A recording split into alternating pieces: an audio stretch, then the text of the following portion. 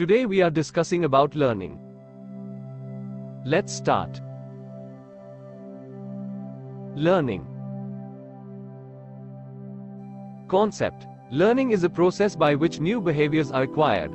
It is generally agreed that learning involves changes in behavior, practicing new behaviors and establishing permanency in the change. Learning is any permanent change in behavior of a person that occurs as result of experience. Learning has taken place if an individual behaves, reacts, responds as a result of experience in a manner different from the way he formerly behaved. Since learning changes the behavior of person, it comes to have a great importance in organizational behavior.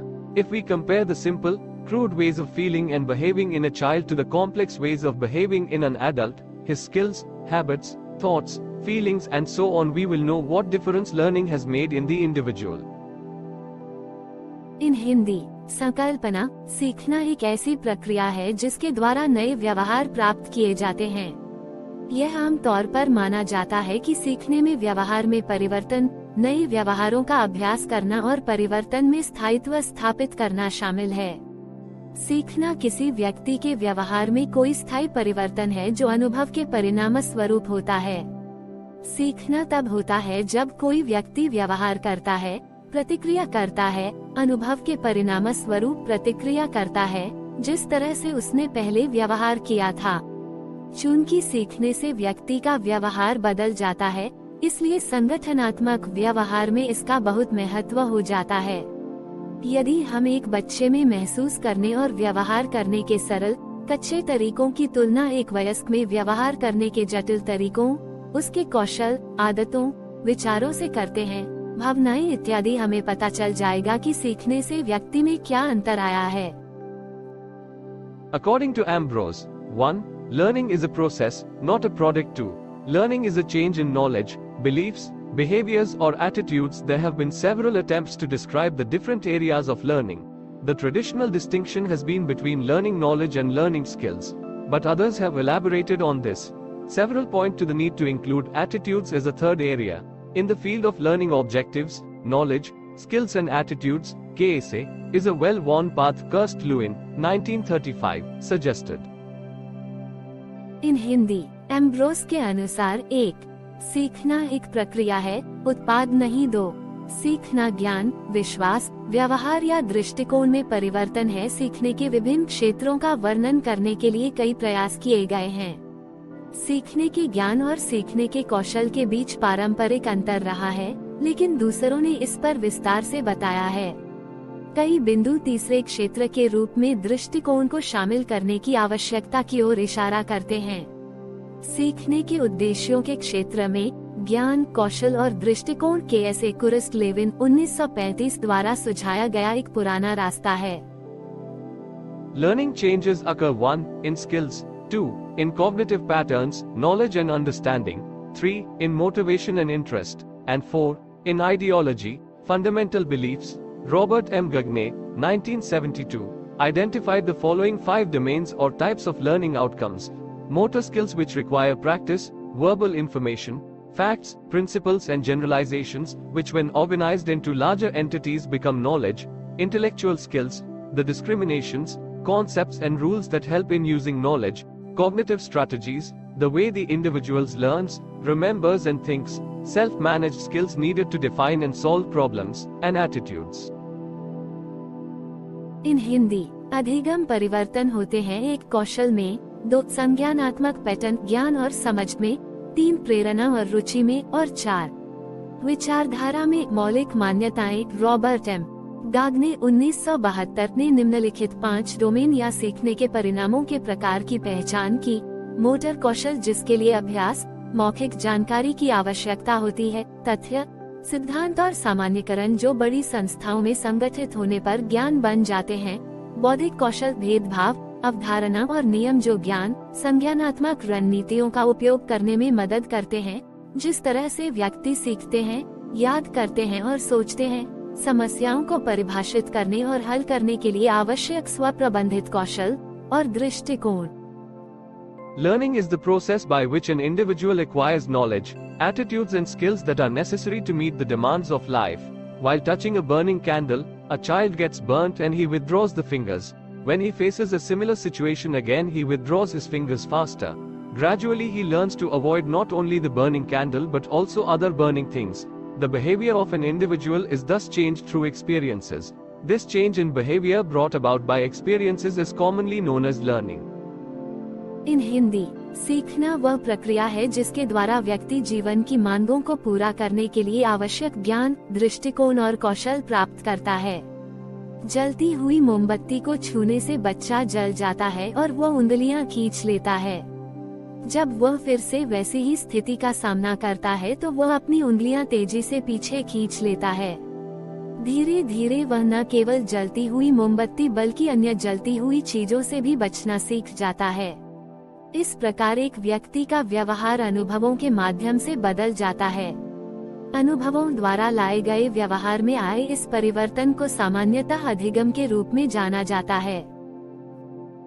Thus, learning means change in behavior or behavior potential that occurs as a result of experience. Learning can result from both vicarious and direct experiences. Vicarious means observing someone and learning from that observation and not being directly involved in the experience.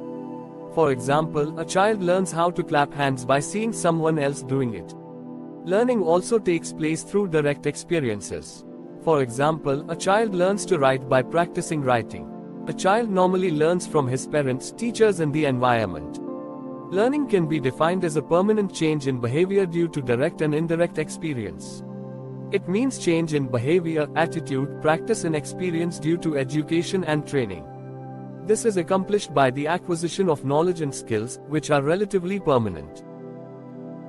In Hindi, इस प्रकार सीखने का अर्थ व्यवहार या व्यवहार क्षमता में परिवर्तन है जो अनुभव के परिणाम स्वरूप होता है। अधिगम प्रातिनिधिक और प्रत्यक्ष दोनों प्रकार के अनुभवों से हो सकता है। स्थानापन्न का अर्थ है किसी का अवलोकन करना और उस अवलोकन से सीखना और सीधे अनुभव में शामिल न होना। उदाहरण के लिए, एक बच्चा किसी और को ऐसा करते हुए देखकर ताली बजाना सीखता है। सीखना प्रत्यक्ष अनुभवों के माध्यम से भी होता है। उदाहरण के लिए, एक बच्चा लिखने का अभ्यास करके लिखना सीखता है। एक बच्चा आमतौर पर अपने माता पिता, शिक्षकों और पर्यावरण से सीखता है। सीखने को प्रत्यक्ष और अप्रत्यक्ष अनुभव के कारण व्यवहार में स्थायी परिवर्तन के रूप में परिभाषित किया जा सकता है। इसका अर्थ है शिक्षा और प्रशिक्षण के कारण व्यवहार, दृष्टिकोण, अभ्यास और अनुभव में परिवर्तन। यह ज्ञान और कौशल के अधिग्रहण से पूरा होता है, जो अपेक्षाकृत स्थायी होते हैं। There are two primary elements to the meaning of learning in organizational behavior. The change must be relatively permanent. This means that our behavior after learning must be better or worse than our behavior before this learning experience. This comes after some kind of experience and practice.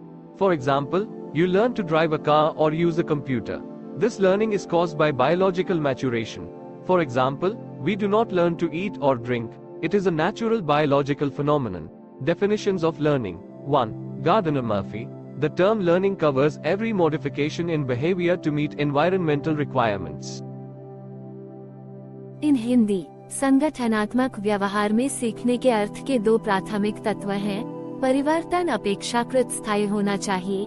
इसका मतलब है कि सीखने के बाद हमारा व्यवहार इस सीखने के अनुभव से पहले हमारे व्यवहार से बेहतर या बुरा होना चाहिए। यह किसी तरह के अनुभव और अभ्यास के बाद आता है। उदाहरण के लिए, आप कार चलाना या कंप्यूटर का उपयोग करना सीखते हैं। यह सीखना जैविक परिपक्वता के कारण होता है। उदाहरण के लिए, हम खाना पीना नहीं सीखते, यह एक प्राकृतिक जैविक घटना है।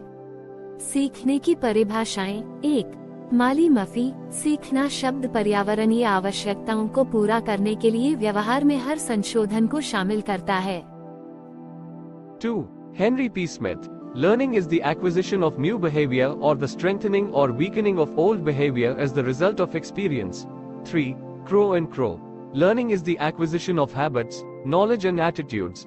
It involves new ways of doing things and it operates in individuals' attempts to overcome obstacles or to adjust to new situations. It represents progressive changes in behavior. It enables him to satisfy interests to attain goals. In Hindi, 2. Henry P. Smith, सीखना अनुभव के परिणाम के रूप में नए व्यवहार का अधिग्रहण या पुराने व्यवहार को मजबूत या कमजोर करना है। 3. कोवा और कोवा, सीखना आदतों, ज्ञान और दृष्टिकोण का अधिग्रहण है।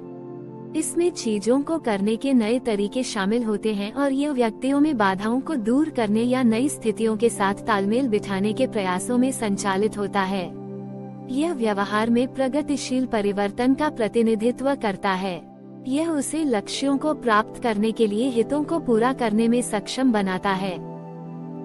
4. Stephen P. Robbins. Learning is any relatively permanent change in behavior that occurs as a result of experience.